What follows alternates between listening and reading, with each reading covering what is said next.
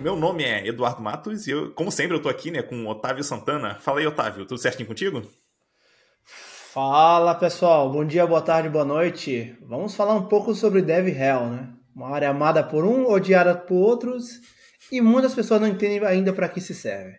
Boa, vamos lá. E hoje a gente tá aqui, né, com a Carol Vilas Boas. Ela atua como Head de Developer Relations na StackSpot. Como você tá, Carol? Tô bem, Otávio. Obrigado por terem me convidado. Tô bem feliz de estar aqui com vocês. Tentar fazer a galera amar DevRel hoje. Será que eu consigo?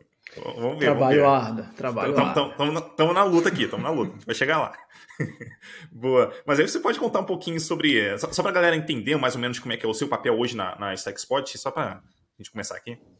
Boa. Hoje eu estou como Head da área de Developer Relations. Então, a gente estruturou uma área que tem, né, e no mercado essa área tem 4 sub-áreas dentro dela, tá?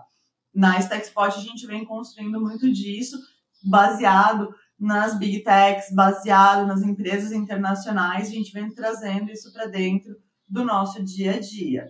Então, hoje dentro da área de Developer Relations, a gente tem uma área que chama-se Technical Marketing, que é um marketing muito mais focado com pessoas mais técnicas, olhando, então, nessa parte de Technical Marketing, a gente vai ter uma pessoa focada em SEO, uma pessoa focada em métricas, a gente vai ter uma pessoa que edita vídeos, uma pessoa que vai olhar ali para design, para criar. Então, não é aquele marketing focado, mas sim em criação e montar as peças que o time vai precisar utilizar. A gente tem a área ali, normalmente, que é de Developer Outreach, que é uma área que faz toda a atuação de verdade com comunidade, com o público, com todo mundo que está nesse meio. Então, normalmente essa área ela é composta por advocates, community manager, o time que está de cara, está ali de frente, olhando e falando e entendendo o que a comunidade precisa e fala. Quando você anda para o outro lado, tem o time de technical writers que estão ali cuidando, olhando, enxergando tudo que está sendo escrito, não só a documentação técnica, mas qualquer documentação que saia para o público tem que, né, ser revisada, ser revisitada por esse time para direcionar para onde a gente está indo e o que a gente está fazendo. E aí a gente tem uma nova área que começou antes, ela era fora, mas para algumas empresas elas vêm chegando dentro da área de Developer Relations, que é a área de Developer Experience, pensando que essa área está muito próxima a uma empresa que tenha um produto tech. Essa área de Developer Experience ela é muito focada em olhar o que a gente está tendo de feedback, porque eu brinco que a área de DevRel ela gosta muito de um feedback. A gente trabalha para ouvir o feedback do pessoal e conseguir evoluir o nosso produto através do advocate, da community manager, que vai lá conversar, traz esse feedback, trabalha com todo mundo e uma área interage com a outra aqui dentro da área de DevRel, passa-se isso para o time de Developer Experience, que trabalha junto com o time de produto para desenvolver e melhorar a ferramenta. Aí, você pega e me pergunta, o que você faz, né, e como head disso tudo? Pensa que eu estou aqui em cima, com esses 4 times de baixo. Pensa que eu tenho que olhar as tecnologias no mercado mundial, para onde a gente está indo, o que a gente está fazendo, quais são os pontos que os desenvolvedores precisam, quais são as dores, o que sentimos, para daí descer uma estratégia para esse time todo fazer o dia a dia deles, eventos que eles vão, como que a gente se comunica, o que a gente traz, que conteúdo, vai ser um artigo, vai ser um vídeo. Então, eu desenho, eu fico aqui olhando para tudo isso, entendendo as métricas, entendendo todos os dados que o time me passa para poder direcionar. E, claro, muito próximo aos executivos da empresa para direcionar para um lado ou para outro. Uhum. E só dando um passo atrás aqui, né, para porventura quem estiver assistindo ou ouvindo a gente e não tiver ideia do que é Developer Relations, você pode explicar um pouquinho como é que funciona isso, o que é exatamente? O que come, para onde vem? Então, a área de DevRel, ela é a área específica. A gente até usa uma frase que é representar a comunidade, né, a empresa dentro da comunidade, a comunidade dentro da empresa, respeitando ali sempre os interesses de ambos. O que eu gosto de falar é uma área que entende o desenvolvedor, que entende a comunidade, o público dev, para ouvir o que eles precisam. Por isso que eu sempre falo, normalmente é uma área que está dentro de uma empresa que tem um produto técnico, que tem um produto para desenvolvedor e não para um usuário final. Então, ele vai entender, ele vai compreender, ele vai falar, ele vai absorver tudo aquilo e trazer, porque isso direciona para onde esse produto técnico está sendo criado e para onde ele vai. E é bem interessante esse ponto, né, que você falou.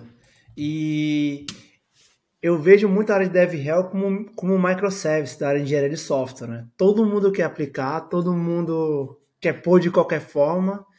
E o que eu sinto, aí Carol, você me corrige, é que poucas pessoas entendem de fato o que DevRel faz. Dentre eles o Advocate. Então, assim, brincando de verdades e mentiras, né? Afinal, o evangelista, ele tem a única função de ministrar palestra? Qual é a função dele? Então, calma lá que você já misturou 20 coisas, senhor Otávio. O evangelista não é mais utilizado, a gente vem em técnicas entendendo. O evangelista, né, este termo, eu até falo, fui questionado algumas vezes sobre isso. Tem algumas empresas que usam, tem é certo, é errado? A empresa escolhe. Mas, normalmente, quando a gente olha para toda a parte do direcionamento histórico, esse termo foi criado lá quando criou a Apple, um Macintosh, foi trazendo e ele era unilateral. Então, ele só falava, ele só trazia. O Advocate é bilateral. Ele fala com o público e ele traz. Então, essa é a maior diferença quando você pega na literatura de um Advocate, de um evangelista, tá? E respondendo para ti, Otávio, não. O Advocate não faz só palestra. Eu estou para trazer, existe um iceberg, né, de Developer Relations com as atividades. O Advocate, ele tem que ser o usuário zero da ferramenta para ele entender, trazer, ele dar feedbacks. Ele tem que ser a pessoa que vai dividir aquela, né, dentro da empresa, aculturar dentro da empresa sobre aquela tecnologia que está sendo desenvolvida. Ele tem que ter uma inteligência emocional para ouvir, muitas vezes, uma crítica dura da comunidade em cima do seu produto, trabalhar com ela e trazer para dentro de casa. Ele tem que olhar para tudo.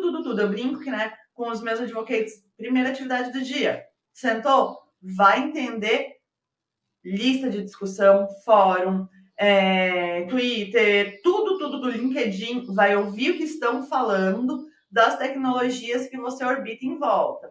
Aí, eu, dentro da StackSpot, eu sou advocate, estou olhando para Java, eu estou olhando para .NET, eu estou olhando para Python. Você vai procurar o que todo mundo está falando disso no dia de hoje. Muito bem. Agora que eu já sei, que eu já estou entendendo, o que eu consigo resolver dessas dores com a StackSpot, pensando em cada uma dessas, né, ferramentas aí que temos. Então, muito do Advocate é fazer implantação, é fazer utilização de formas totalmente disruptivas. Eu gosto muito de falar, né, de trazer. Eu vi uma vez num evento um advocate da AWS que estava trabalhando com uma Alexa e que ele fez uma aplicação da Alexa que, cara, eu nunca iria imaginar utilizar a Alexa daquele jeito. E ele estava trabalhando com a Alexa para aquele foco. Era a atividade dele? Não. Mas através disso ele mostrava todo o potencial que o produto tinha, todo o potencial que dava para fazer em cima daquele produto. Então isso chamou muita atenção, era um evento técnico, chamou muita atenção dos técnicos, tá? De construir skills, de olhar para esse mundo. Então, para mim, o Advocate, a palestra, a rede social, o trazer o conteúdo ali, ó, é isso de tudo que ele tem que olhar no dia a dia dele. Então, o Advocate, ele é um técnico, ele é uma pessoa técnica, tem um conhecimento técnico, e ele conhece um pouco de comunicação, né?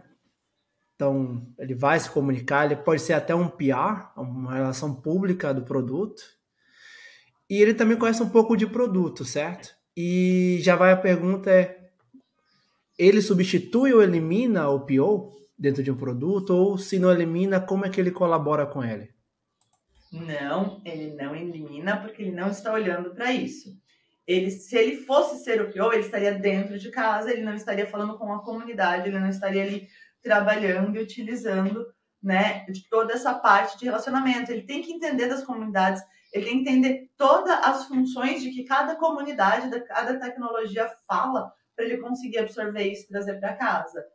O que ele faz é ser um par, tá, do dono do produto. Então, ele ouve o que estão falando lá fora, o que essas comunidades, o que essas vertentes estão falando, e traz como esse feedback ali para o PO, para eles poderem evoluir o produto. Muitas vezes, ele convida pessoas da comunidade para fazer experimentos e ele acompanha junto com o PO. Então, o PO está fazendo ali uma entrevista, está olhando para o usuário dele, o que tem? O Advocate está junto, tá? Olhando, entendendo, trazendo, conduzindo isso junto. Uhum. E até que ponto faz sentido, eu já pensando um pouquinho na progressão, né, de uma pessoa que talvez queira atuar como um developer advocate, mas ela não está totalmente certa. Então, até que ponto faz sentido talvez um desenvolvedor começar dando palestra, fazendo, enfim, tendo uma interação um pouco menor com o público e migrando aos pouquinhos, ou talvez seja melhor ele, sei lá, seguir diretamente e já começar a atuar diretamente com advocate, talvez numa empresa que ainda não está no meio do caminho, talvez ela não vê tanto valor nisso. Tipo, faz sentido fazer esse caminho um pouco mais brando assim, ou é melhor fazer uma disrupção e mudar de uma vez só, na tua visão? Vamos lá. O que acontece normalmente, que a gente fala que é a caminhada, a jornada, estar lá. Você já fazer essa mudança logo de cara vai ser muito, muito complexo. Por quê? Primeiro a gente fala que tem que ser um desenvolvedor sênior, porque sênior para mais, porque ele tem que ter uma fluência para falar. Não é que o desenvolvedor júnior não vai conseguir, mas se alguém vier fazer uma pergunta técnica muito, muito específica, ele não vai ter essa fluência para conseguir conversar e trocar com essa pessoa e ajudar e de verdade ser a cara desse produto. Então a gente costuma falar que na sequência entre numa comunidade como uma pessoa que está vendo, ouça, olhe, participe dos eventos, entenda. Segundo ponto, se ofereça para ser voluntário dentro dessa comunidade. Ah, posso organizar as lives? Posso fazer isso? Ah, como funcionam as redes sociais? Ah, e deixa eu entender. Isso aí tudo é para você gerar o seu portfólio. Então, você está ali dentro da comunidade, entendendo, olhando, você vai ajudando, você vê onde está errado, você melhora, você traz pontos. Ah, agora eu vou começar a dividir o conteúdo. Então, eu vou começar a palestrar, eu vou começar a fazer evento, eu vou começar a ajudar no meetup. Por quê? Porque o advocate está ali fechando um evento grande, ele vai ter que estar junto, acompanhando. Então, você ganha de novo essa, expertise durante esse período. E você vai colocando tudo isso dentro da tua bagagem de conhecimento. Uma hora que sim aparece uma vaga, aí você consegue falar, olha, nunca trabalhei como numa empresa, porém, tenho todo esse laço, tudo isso que um advocate faz, que a gente entende, que a gente olha, eu já ganhei dentro da comunidade. Eu já fiz isso e eu consegui trazer para o meu dia a dia. Então, é muito difícil você fazer a migração assim, olha, ali tem uma vaga, eu estou entrando sem ter isso. Porque um dos pontos principais que o advocate precisa ter é uma reputação dentro da comunidade. Ninguém vai ouvir uma pessoa que não é conhecida. Com relação à evolução de carreira técnica, né? As pessoas falam, é exclusivo apenas para as pessoas que querem ser advocates palestrarem. Na minha humilde opinião, não. Se você quiser ir para a área técnica, que é a área que eu mais atuo, você precisa sim desenvolver melhor a sua habilidade de comunicação e as palestras ajudam muito com isso. E um outro ponto sempre é olhar o storytelling, né? Então, eu vou falar com minha audiência que é técnico. Quando você vai progredindo na área de staff engineer, principal engineer, distinguished engineer, seu público-alvo passa a ser 2 ou 3, que são os desenvolvedores, o grupo de engenharia, o seu diretor, o seu C-level, até porque você passa a ser C-level sem conversar como igual, e muitas vezes o seu usuário. Então, até como recomendação, esse negócio de, eu não quero ser advocate, eu quero ser engenheiro, eu quero seguir tecnicamente. Beleza, a comunicação continua sendo necessária, porque você escreve software de pessoas, para pessoas e com pessoas. E isso inclui comunicação oral e escrita. Otávio, documentação de software não faz sentido. Todos os bons softwares têm uma boa documentação. Todos os bons softwares têm uma boa... E as referências técnicas que nós conhecemos, né, James Gosling, Emmanuel Bernard, por aí vai, eles têm uma boa oratória. Então... Não, é boa, Otávio. Sim, a gente trabalha para ter esse ponto de todo desenvolvedor trazer, dividir, colocar, porque ajuda muito. Quando você olha para alguns grandes eventos, para pequenos também, tem todo esse envolver. E a gente costuma falar, pelo menos eu gosto muito de uma frase que eu sempre ouvi, que é, cara, o conhecimento, quanto mais você divide, mais, né, você soma ao seu. Toda vez que eu vou montar uma palestra, toda vez que eu vou falar para alguém, eu estudo, eu me preparo, e aí eu ganho muito mais. Quando eu tô lá num palco, falando, me direcionando, levando, aumenta mais. Que dá toda a skill de comunicação que o Otávio te falou para olhar ali. O storytelling é importantíssimo. Existem muitas técnicas para você saber colocar, onde colocar e como você fecha. Todo esse clima, o que você entrega em cada um dos momentos. Então, cada parte de palestrar, não só para quem vai seguir nesta carreira, mas para carreira de desenvolvedor como um todo, é muito importante. Uhum. E aqui eu queria até entender um pouquinho a visão do Otávio sobre o seguinte. Quando a gente gravou lá o primeiro episódio, né, Otávio, sobre o que é essa posição além de sênior ali, então Staff Plus, né, o que acontece dali em diante, a gente trouxe ali várias responsabilidades novas que surgem e tal. Daí o que eu estou entendendo aqui é que talvez a gente podia até entender, enfim, com algum grau de liberdade aqui, que existe talvez um arquétipo específico para isso, né? Para uma pessoa que atua não só internamente na empresa, mas ela atua também externamente ali, com desenvolvedores, enfim, com a comunidade de maneira geral, que é essa pessoa que está dando palestra, que está se comunicando com as pessoas, está trazendo, sei lá, feedbacks para a empresa, para os sistemas ali, para ver como que a gente consegue desenvolver e melhorar. Então, isso também faz parte ali, ou pode fazer parte, caso a pessoa queira assumir um arquétipo mais próximo disso, ali como um dev além do nível sênior. Você também enxerga assim? Ou faz sentido isso que eu falei, Otávio? Eu tô viajando aqui.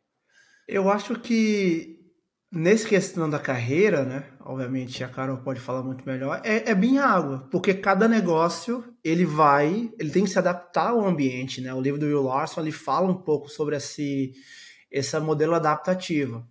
No meu caso da Carol, nós trabalhamos muito com Developer Experience. Então, o nosso usuário final é o engenheiro de software, a engenheira de software.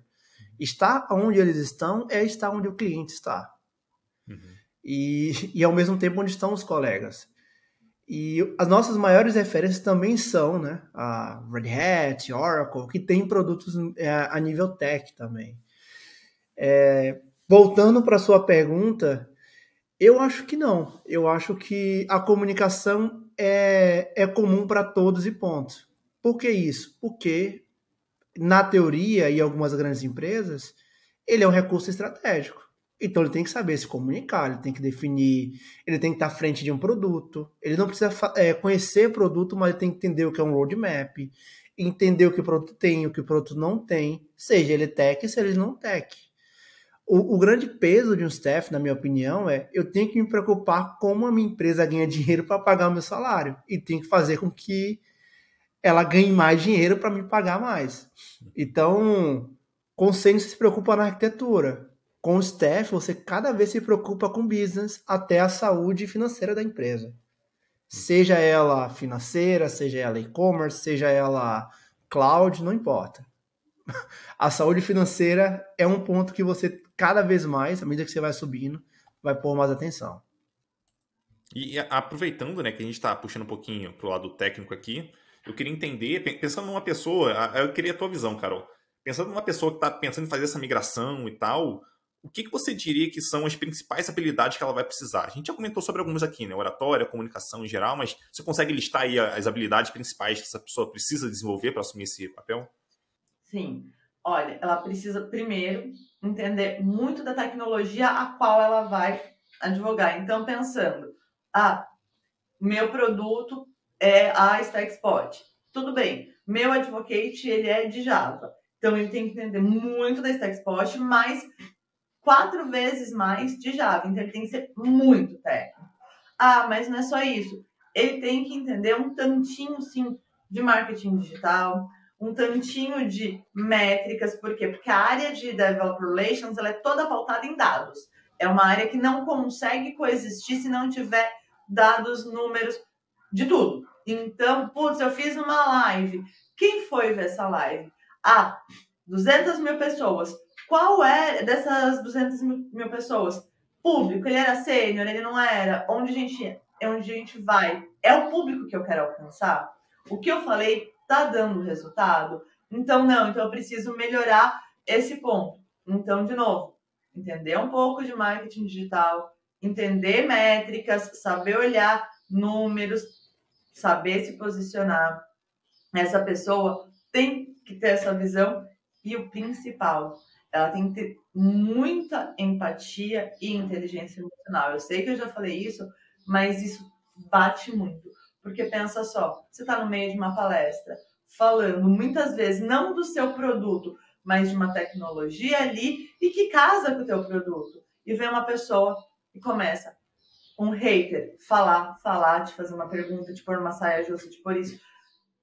Você tem um nome a zelar. Você tem uma marca atrás de você. Você tem um produto e toda uma comunidade ali junto. Você não pode dar uma resposta diferente de uma pessoa que é um palestrante normal e está ali só para dividir o conteúdo. Essa pessoa que está ali para dividir o conteúdo, ela pode falar, não sei, é isso, é aquilo, ou, olha, vamos... Ela pode ser um pouquinho mais ríspida. Agora, um advocate, ele é uma pessoa pública, ele é uma figura pública. Ele não pode. Ele tem que ser cordial. Ele não pode chegar e falar, ai, eu amo a Apple e eu odeio a Microsoft. Ai, eu gosto de Android, mas não gosto de iOS. Não pode, não. É o tipo de coisa que ele pode falar. Ele tem que ser agnóstico a tudo. Cara, um ponto que eu fiquei bem curioso. Você fala muito que a área de DevRel é uma área orientada a dados, né? Bem metrificadas. E como consegue metrificar a área de DevRel? Na minha pequenez eu já penso, caramba, como é que eu consigo mensurar uma brand de uma empresa, uma brand de um produto? Quais metodologias vocês fazem para isso? Então, normalmente a gente tem... São dois jeitos diferentes. Se um produto é open source, a gente vai medir de uma forma. Se um produto ele é pago, a gente mede de uma outra forma. Existe um funil de Developer Relations que olha para isso. E aí a gente trabalha em 4 pilares, tá, Otávio? O primeiro pilar é igual para ambos, que é o awareness, para se conhecer, para fazer. E aí ele está muito focado em mídias sociais, em palestras, nessa parte. Aí a gente olha um segundo, que é o training, que está muito, muito focado em dados e utilizando e olhando ali o como a gente trabalha para treinar essas pessoas, para terem esse segundo contato. Elas já ouviram a marca, elas já conhecem, elas já têm essa visão. Agora, como que ela treina? Como ela vê aquele gostinho, mas faz isso mesmo? Será que vai resolver? Aí a gente abre para essa segunda pergunta, será que vai resolver minha dor?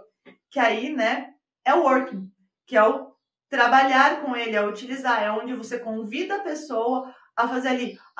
Nessa parte a gente tem muito Code Labs, a gente tem muita parte de workshop, de hackathons mesmo, para preparar o pessoal para utilizar no dia a dia a ferramenta. E qual que é a última parte? É o login. Porque quando você ama aquela marca, ama aquele produto, você consegue fomentar. E aí você tem o quê? Cases de uso de outras empresas que estão ajudando e estão incentivando a divulgar a parceria, como está sendo utilizado. Você tem os programas de embaixadores que você faz, e eu gosto muito de trazer isso. Quem não gostaria, muitas vezes, você fala com alguém que trabalha ali com tecnologia da Microsoft, quem não quer ser um MVP Microsoft? Não, eu estou trabalhando, eu estou fazendo isso, eu estou estudando para ser um MVP. Como que é gratificante receber, né, ali você ser um Java Champion? Cara, isso tudo são ferramentas e processos de embaixadores. Quem não olha para o Heroes da AWS ou para o GDG do Google? Tudo isso é para medir a marca, é para entender a marca. E aí, Otávio, você me pergunta, como eu meço a minha brand? Eu meço com todos esses dados. Eu meço olhando para cada um dos pontos e entendendo em que nível eu estou. Eu estou no início desse lançamento, de fazer esse awareness, eu canalizo todo o meu esforço ali. Não, eu estou ali naquele início de saber, de despertar a curiosidade, então eu vou canalizar nessa parte. Não, isso aqui já foi, já fiz, é passado. Então eu foco nos dois outros pontos do funil, que é treinar cada vez mais as pessoas a utilizarem e criar esses programas que fidelizam as pessoas e que fazem elas amar muito a tua marca. Interessante. E você falou várias empresas internacionais, você mencionou a Feng e esse tipo de coisa. Quais são os desafios comparados ao Brasil, né? Então, vou lançar um produto e de outro lado, o meu concorrente é só o Google, é só a Amazon. Como lidar com essa verdadeira luta Davi e Golias e quais são as diferenças, né? Então, a gente tem que entender 2 pontos. De novo, qual é a nossa meta? Qual é o nosso público-alvo? Aonde a gente quer chegar, tá? Se é interno no Brasil, a comunidade brasileira, a comunidade latina no geral, ela é mais quente, ela quer ouvir, ela quer saber, ela quer estar ali, ela quer dividir contigo. A comunidade europeia e a comunidade americana, ela é mais, cara, eu quero saber o que o produto faz, eu quero isso, eu quero aquilo. Pronto. Ela é mais direta, ela é muito mais direcionada. Então, você tem que saber para qual público você está falando. Ah, é dentro do Brasil? Gente, você consegue vender ali o teu produto e comover com o teu produto e interar pelo quê? Pelo teu sobrenome. Por isso que eu disse que a pessoa tem que estar ali. Cara, é a Carol Vilas Boas, que já tem toda essa parte que a gente conhece, que está me recomendando, que está fazendo. E olha só, ela mostrou, faz sentido para mim. As pessoas começam a amar aquilo, elas começam a querer estar com aquilo muito mais pelo emocional.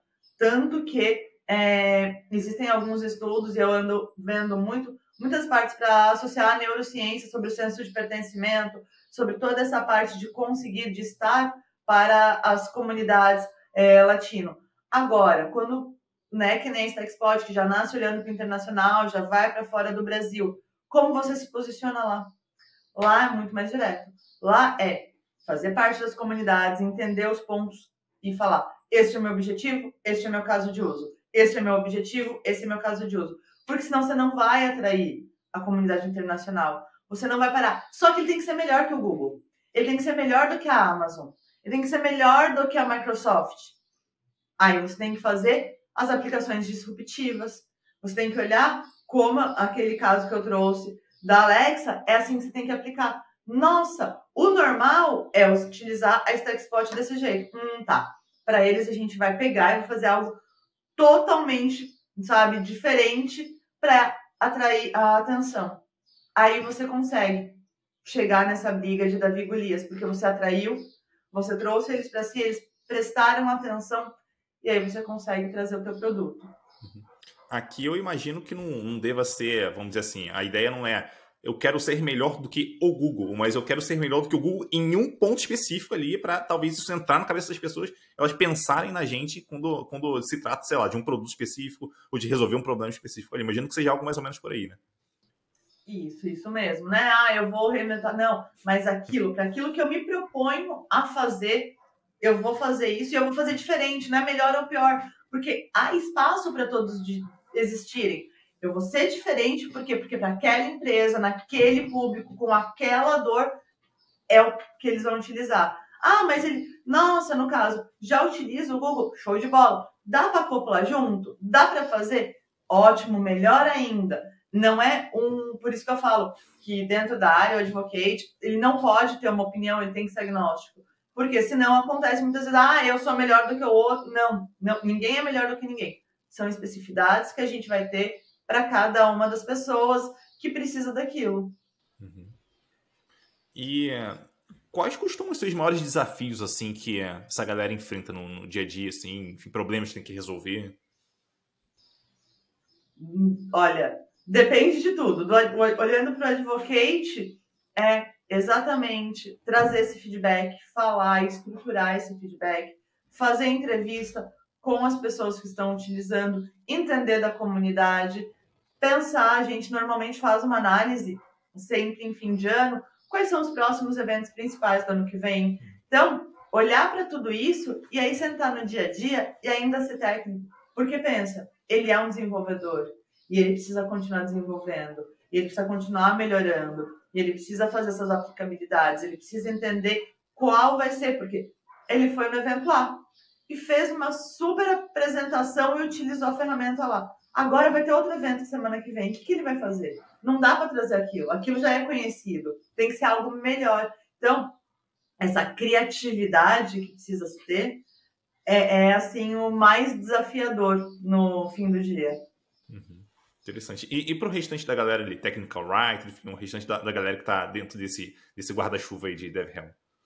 Então, para Technical Writer, eu trago muito ponto de escrever de uma forma muito correta para o pessoal. Falo que eles cuidam da gestão do conhecimento. Então, não é só criar a documentação, mas entender como essa documentação está sendo absorvida pelo usuário, como essa documentação está sendo vista. É melhor eu pôr um infográfico, é melhor eu trabalhar essa documentação com um vídeo, com um outro ponto, para evoluir. E se ela trabalha com vídeo, o que ela faz? É um vídeo tutorial que ela, enquanto gestora do conhecimento, passa ali os pontos principais de um roteiro. Claro que quem vai escrever esse roteiro é o advocate, ele que vai trazer, mas ela direciona ele para ele fazer, para ser utilizado dentro da documentação, né, desse time, onde vai evoluir, onde vai entregar. Então é muito legal ver isso. Artigos do blog. Nossa, faça-se uma olhada do pessoal do time de Technical Writer para entender se faz, se o tom tá legal, se a gente está indo para o mesmo caminho, se aquilo tem um ponto de referenciar na documentação. Putz, estão falando aqui, mas é diferente da documentação. Não pode. Vamos lá entender por que essa visão chegou aqui nesse momento desse artigo do blog e vamos tentar resolver. Será que a doc não está bem escrita? E é sempre ali fazendo feedback, ouvindo, entendendo e trazendo para dentro de casa. O time, quando a gente olha de Technical Marketing, que é um nome técnico que tem, mas a gente brinca aqui de marketing, tem muito pouca coisa, né? É muito mais um time técnico. Eles estão sempre olhando para a estratégia do, olha, como o advocate está se portando ali, olha o som, olha isso, olha a apresentação, olha como está feito. É melhor esse microfone, é melhor aquela câmera. Agora presencial, tua palestra não pode estar com esse slide com essa letra. Então, tudo isso eles estão olhando ali no dia a dia. Olhando para SEO. Gente, quando você olha para SEO, quais são as palavras, o que a gente está fazendo, como a gente sobe elas, o que a gente vai olhar? Cara, coloca mais no teu artigo isso. Cara, na hora que você for numa palestra, fala mais aquilo, traz outro ponto para levantar. Então, tá todo mundo ali um interligado no outro. E aí a gente traz para o time de Developer Experience, que está ali dentro desse guarda-chuva. Cara, o feedback foi esse, a gente pensou assim, o dev está sofrendo, temos esse ponto. A gente vai fazer uma POC muito importante num cliente. Cara, eu preciso dos Application Engineer que ficam nessa área para ir lá, para montar essa POC com tempo determinado, com tudo feito, olhando, entendendo, já pensando em como vai estruturar um case de sucesso para virar uma parte para o mundo. Então, toda essa parte, eles vão trabalhando um com o outro e se misturando no dia a dia para a entrega ser única. Tem um outro desafio aqui, né? Falamos de vários conteúdos e tal. O grande ponto é que tudo virou mercado e Developer Experience virou mercado. Se nós formos comparar, por exemplo, há 5, 10 anos atrás, apenas as grandes empresas, gigantes empresas, vendiam produtos para outros desenvolvedores.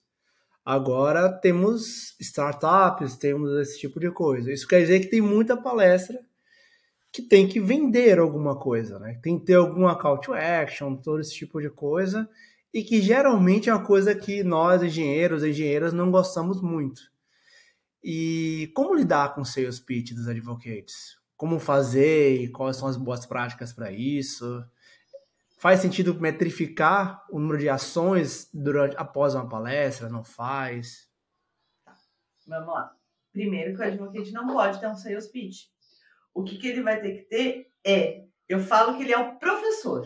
Então, ele tem que mostrar, o sales pitch dele tem que ser no quesito, no jeito de estou te ensinando como isso vai ser. Estou te ensinando como vai facilitar a tua vida. Estou te ensinando. Muitas coisas que a gente aprendeu na escola, o professor ensinou, a gente aprendeu, a gente adquiriu, mas não quis trazer aquilo para a vida. Tipo, hoje de biologia eu não trouxe para minha vida, mas eu fui lá, estudei e adquiri aquele conhecimento. É a mesma história. O advocate, ele vai levar esse conhecimento, a pessoa ouve, se ela quiser e der abertura, ele vai trazer isso. É, assim, um tiro no pé, Otávio, isso eu vejo muito, muito, muito. quando o advocate vem com aquele ponto de querer vender, falar. Isso, cara, ele perde a audiência dele. Tanto que é recomendado dentro, né? Você perguntou sobre boas práticas, dentro do PPT. Não ser aquele negócio carregado, um loginho ali pequeno, uma coisa suave, as cores que remetam, algo que lembre a empresa, para não parecer que você está ali para falar daquilo. E aí, você deixa um call to action final, chamando, convidando. Por isso que eu falei, muitas vezes a gente direciona o nosso falar, o nosso ouvir, para aplicações com ponto Java, o que eu preciso, o que eu isso, o que eu aquilo. Mas olha, então, isso me facilita muito mais no final, ali, sabe? Aqueles 3 minutinhos finais, você fala, mas isso me facilita a vida porque eu uso o estúdio da Stackspot, que faz isso, que faz aquilo, passo ali rápido e deixo um QR Code ali chamando para documentação, para a pessoa conhecer mais. Então, isso aqui é uma boa prática também. Você vem falar do assunto que é a dor do mercado, depois você só faz aquele, olha, isso, eu resolvi essa dor para mim desse jeito com o meu produto. Tá aqui, saiba mais da documentação dele para ver se serve. Se não te servir, tá tudo bem também. E aí você começa a medir se teve acesso naquela documentação, se teve tempo de leitura, como o pessoal ficou, onde estava, quem eram as pessoas, era mais de uma parte, uma região, mais da outra, putz, era mais do sul do Brasil. Lá tem um foco, hein? Era mais sul Brasil? Cara, é lá que eu vou olhar evento, que eu vou fazer palestra. Tudo isso é bem interligado. Eu achei bem interessante, porque apesar de ser uma área, vamos dizer assim, que tem muitas, é baseada em métricas ali o tempo todo, vocês não necessariamente estão preocupados em fazer uma venda, mas sim gerar atenção para as pessoas para que elas se interessem pelo que a empresa está fazendo. Sim, a ideia é essa. A ideia é chamar atenção e ter o feedback. Pensando, porque é normalmente em um produto técnico. Então, eu preciso daquele feedback para evoluir o meu produto. Eu preciso daquele feedback para trabalhar melhor do que eu trago para dentro de casa. Sem aquele feedback não vai, sabe? Perfeito.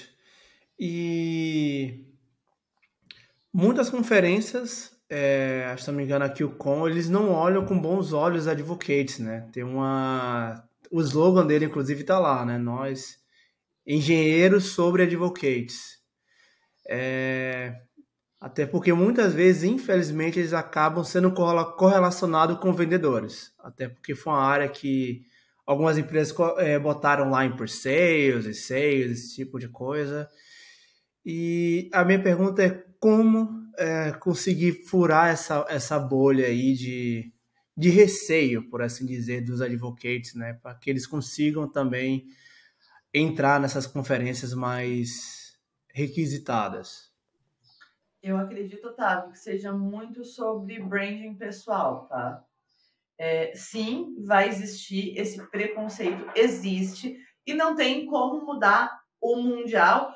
Claro, tem, é uma vertente, mas vai demorar ainda muito tempo para a gente conseguir mudar isso, mudar a cabeça de alguns lugares, tá? Mas com essa parte do pessoal, daquele advocate, ser a pessoa que fala, que não está preocupada em vender, que está preocupada em ser esse professor, que está preocupado em ensinar, em dividir, em olhar, sem querer massivamente falar do seu produto, sem querer massivamente entregar o cartão do cara de vendas e começar a ter a boa prática de quando alguém fala, adorei, como eu contrato?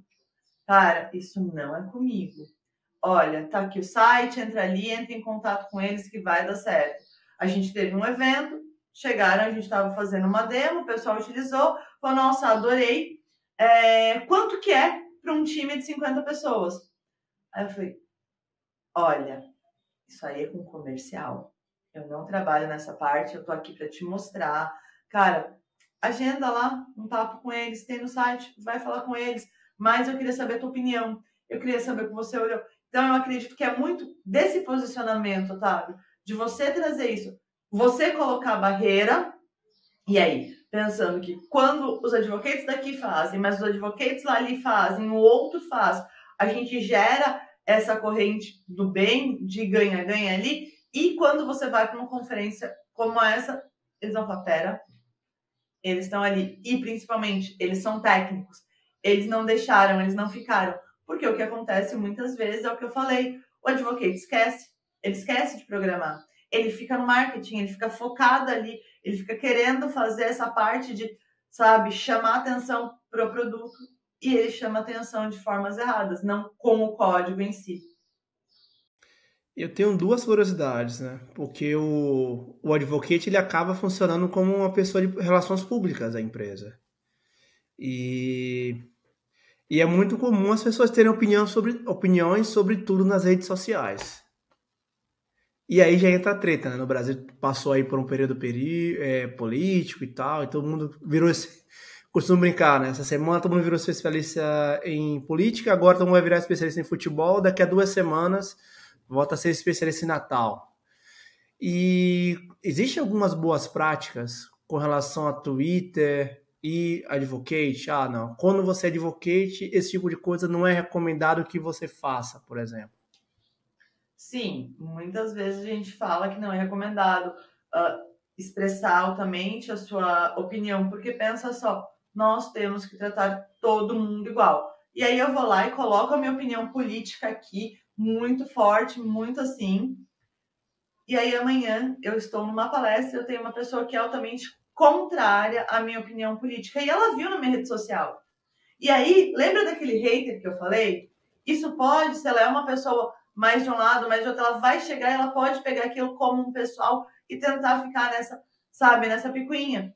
E aí você gerou todo um problema desnecessário. Ai, eu gosto mais de cerveja do que de vinho. Cara, tua opinião, guarda pra ti. Ou utilize um perfil tipo, Carol Dev. O meu perfil pessoal, ele é meu, ele não tá ali com cheio de conteúdo, não tá com nada.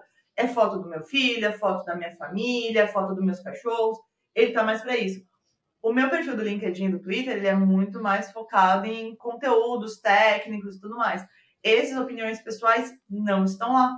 É muito mais direcionado para focar no que eu tô falando, no conteúdo, para onde a gente vai. É muito recomendado ou ter um perfil, se eu quisesse manter bem isolado, Carol Dev lá, para todo mundo, e o Carol Vilas Boas, onde eu tô aqui falando na minha família, e aí o Carol Vilas Boas fechado, tá? Para ninguém ver o conteúdo que você posta, só os seus amigos, só as pessoas de relacionamento com você. E uma outra pergunta, e eu prometo que é a última, nós falamos muito de engenharia, staff engineer, um pós-sênior, né, que é o nome do podcast aí, e como a engenharia consegue tirar vantagem do time de DevRel, advocates, e vice-versa, né? Como é que consegue trilhar aí um processo de ganha-ganha? Pensa que eu ouvi uma aplicação, ou eu senti falta de um jeito de utilizar, ou eu vi uma falha ali como o time tá usando, tá trabalhando. E aí eu volto aqui para minha engenharia, trago esse feedback, eles vêm conversar comigo, eles pegam mais insumos, a gente conduz o papo com essa galera que está ali trazendo esse feedback, organiza isso e consegue evoluir o software, evoluir, melhorar. Muitas vezes arrumar uma parte que estava ali não tão boa, uma experiência que estava ruim. E o advocate, nossa, eu preciso montar, fazer ou ter uma nova funcionalidade, porque acontece muito. As pessoas, quando chegam na última parte ali do nosso funil de Developer Relations, ela já gera um entrosamento. Então, tem uma funcionalidade nova que a engenharia quer lançar. É algo que é muito importante, que a gente quer validar, mas a gente não quer abrir para todo mundo. Vai lá e chama essa galera, esse público restrito, lança para eles, mostra, eles entendem, eles vêm, claro, normalmente eles têm um NDA para isso, eles fazem essa, sabe, evolução e devolvem para a engenharia. Quem faz essas partes, quem trabalha com tudo isso, quem olha, quem arquiteta essa parte é o advocate. Uhum. E a minha última pergunta aqui é sobre onde que essa área de DevRel é útil? É só quando a empresa tem alguma solução técnica? Ela pode ser usada também, talvez, para atrair novos talentos? Enfim, onde que ela é usada exatamente? Onde que ela pode ser usada? E se eu puder fazer um append, quando? Então, imagine que eu tenho um produto técnico. Então, a ideia de um produto técnico agora na minha cabeça. Vou chamar de Edu Matos Framework. Quando é que eu devo ter um time de DevRel? Tá, vamos lá, que vocês me colocaram num ponto sério aqui, tá? Se você olhar para o mercado mundial, tá, para uma empresa que tem produto tech, ponto. Atração de pessoas é uma segunda capability dentro de todo o olhar de Developer Relations que a gente não mede. Lembra que a gente mede muita coisa? Essa a gente não mede. Não é algo que doa para a gente ir lá e medir, porque não é nosso foco principal. Nosso foco principal é um produto tech. Quando a gente veio, porque essa área aqui no Brasil, ela é recente, ela deve ter uns 3, né, começando a se falar, olhar, 3, 4 anos que estão olhando para isso, tá? Aí o que acontece quando você traz para cá? Você latiniza. E aí a gente tem essa história do vínculo emocional. Você tem essa história de entender, nossa, o Otávio, ele é um profissional excelente, ele é excepcional, o que ele faz, nossa, o conteúdo, tudo aquilo. Eu quero estar onde o Otávio trabalha. E ele está aqui no mercado, dividindo, fazendo palestra, levando isso. Eu quero estar lá, não. Eu vou me inscrever, eu vou estudar, eu vou fazer tudo que eu preciso para estar naquela empresa, porque eu quero estar do lado do Otávio. Pensa só, do lado do Otávio, aprendendo com ele, eu quero. Isso aí chama. E o Brasil, a gente viu várias empresas montando uma área de Developer Relations para fazer esse tipo de coisa. De novo, não é o que a literatura fala. Não é o que é pregado. Mas se tá dando certo, cara, é muito novo e muito pouco insumo para entender se vai dar certo usar isso aqui pro Brasil desse jeito. O que eu trago sempre é, gente, devolve para a comunidade. Todas as empresas que me perguntaram, que eu dei consultoria sobre isso, eu falo, devolve para a comunidade. Um frameworkzinho muito bom que você tem aí. Pra gente dar para a comunidade, para ela pegar. Uma parte de código que faz assim algo maravilhoso. Vamos lá. Não, tá. Então, alguma tecnologia open source está usando para a gente dividir? Não, também não tem. Então, fica complicado fazer isso. Então, sempre manter algo para devolver para a comunidade. Se você vai usar para fazer atração de talentos, beleza. Sua opinião, seu jeito. Mas cata algo muito, muito, muito bom tecnicamente e devolva. E aí, indo para o Otávio, eu vou lançar um produto agora e quanto a hora que eu tenho que ter um time de DevRel? Cara, eu diria que se você vai lançar um produto e ele é técnico, você já tem que começar a pensar nesse time de DevRel. Por quê que eu te respondo isso, Otávio? Para lançar um produto, o produto vai sair quando? Daqui a um ano. Show de bola, o time de DevRel começa a trabalhar agora, tá? Agora. Ele vai agora fomentar, falar, olhar e já trazer ali os pontos do dia a dia, o que vai olhar, o que vai ter, o que não vai ter, como vai ser, como não vai ser, para essa galera. Então, de verdade, o trabalho de DevRel é pelo menos 6 meses antes. Por quê? Não adianta chegar lá e falar, olha, o Edu Matos aqui é a ferramenta que vai mudar o mundo, que não sei o que lá. Na hora que ela está sendo lançada. Ninguém conhece. E eu estou fazendo marketing aí. Eu não estou fazendo Developer Relations. O que eu vou falar? O quê? Qual é a linguagem que a ferramenta foi construída? Essa. Vou lá e vou sair falando dessa linguagem, vou falar, vou botar um monte de conteúdo na rua sobre isso. Tá bom. Que metodologia que a gente usou? Usamos para construção, usamos Scrum, usamos Kanban, misturamos. A gente tem PM, a gente tem PO, a gente usa... Vai lá e vai continuar fomentando. Por quê? Porque você vai estar trazendo pequenos spoilers. Com aquela feature que posso já soltar agora. Você já viu isso? Você fez? Vai lá soltando a comunidade. Tá todo mundo aquecido. A hora que você lança a ferramenta, o olhar faz assim, oi? E aí você consegue atrair. Por isso, o time de DevRel, ele tem que vir antes da ferramenta para o mercado. De preferência na concepção dela, tá? Boa. Daí eu queria abrir um espaço para você, apesar de você não gostar muito dessa ideia de jabá como DevRel, mas vou abrir um espaço para você fazer seu jabá, passar sua mensagem final aqui para quem estiver ouvindo ou assistindo a gente. Gente, simples, é um jabá bem rapidinho. Carol FVB em todas as redes sociais, segue lá, troca. Como eu disse, o que eu mais gosto é de feedback. Então, chama para conversar, vamos dar, trocar uma palavrinha ali, me trazer o feedback do que você achou daqui, do que você achou das outras lives. Pode conversar que eu tô sempre aberta, eu adoro ajudar e ensinar todo mundo, tá? Então, só chamar. Boa. Muito obrigado, Carol, por ter aceitado o convite aí de conversar com a gente. Muito obrigado, Otávio, de novo, e a gente vai se falando por aí. Um abraço, pessoal. Até mais.